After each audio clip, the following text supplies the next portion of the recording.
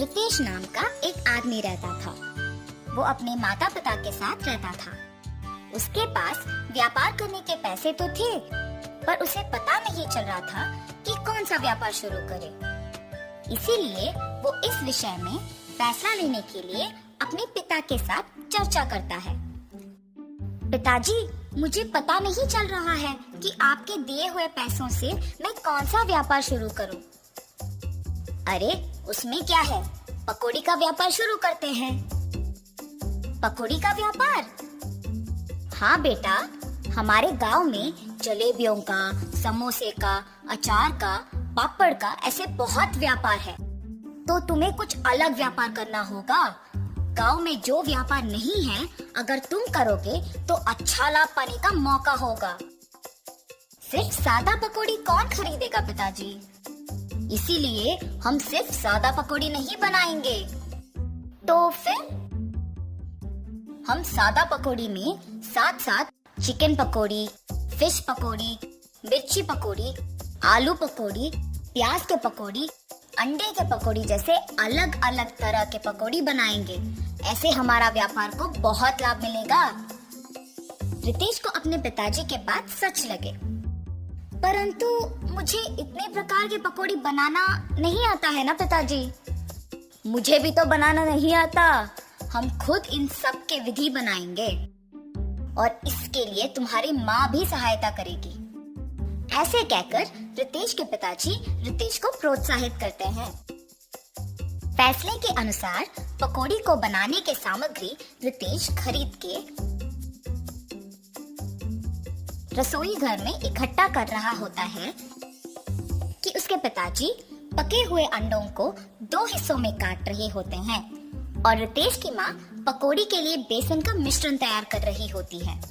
बनाए हुए मिश्रण को 6 अलग अलग बर्तन में बराबरी से रितेश की माँ डालती है।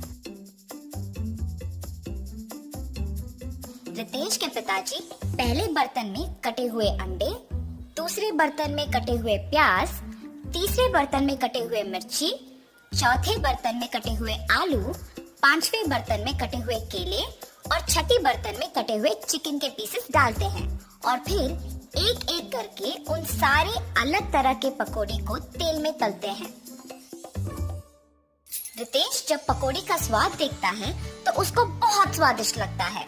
फिर वो अपने पिताजी के बातों को सच मानकर पकौड़ी के व्यापार को दृढ़ निश्चय से शुरू करता है। ऐसे शुरू हुआ था रितेश की जीत की कहानी।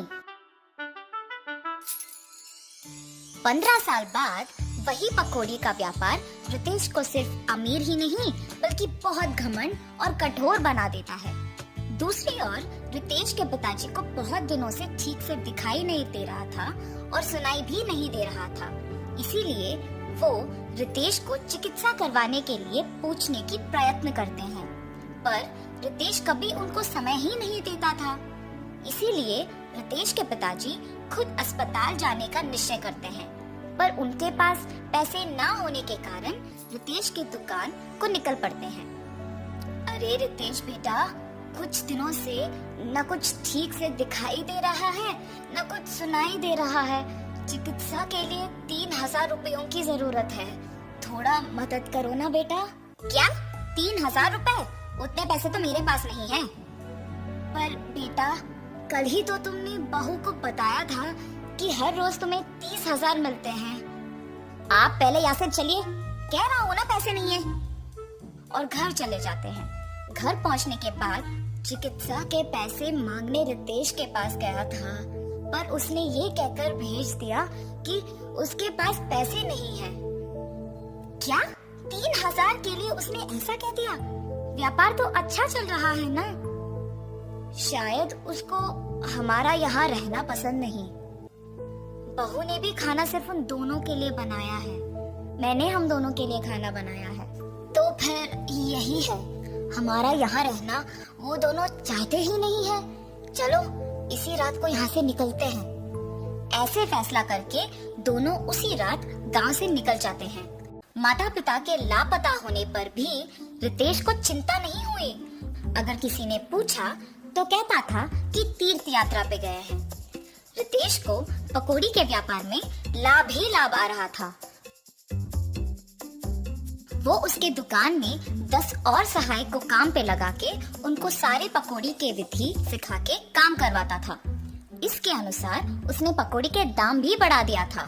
मिर्ची पकौड़े 5 रुपए के 10 पीस, प्याज के पकौड़े 8 रुपए के 10 पीस, आलू के पकौड़े 10 रुपए के 10 पीस, अंडे के पकौड़े 15 रुपए के 10 पीस, चिकन के पकौड़े 20 रुपए के 10 पीस और मछली के पकौड़े 25 रुपए के 10 पीस।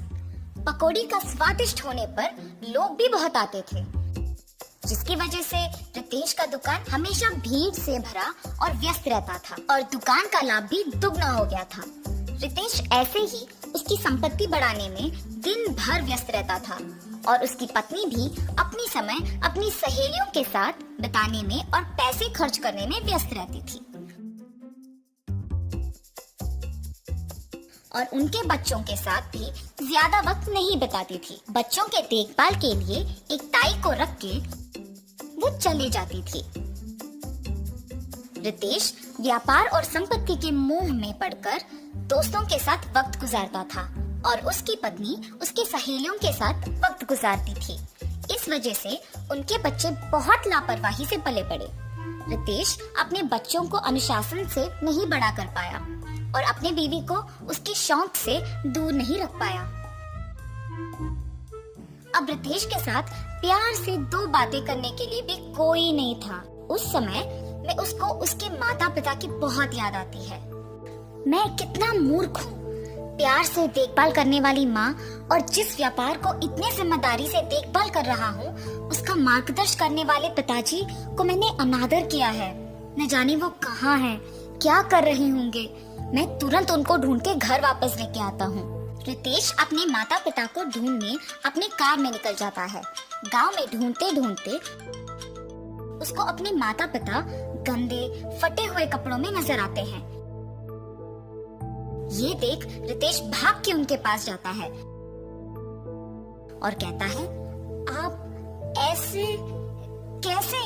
ये सब मेरा ही गलती है पिताजी, मुझे माफ कीजिए और कृपया मेरे साथ घर चलिए माँ।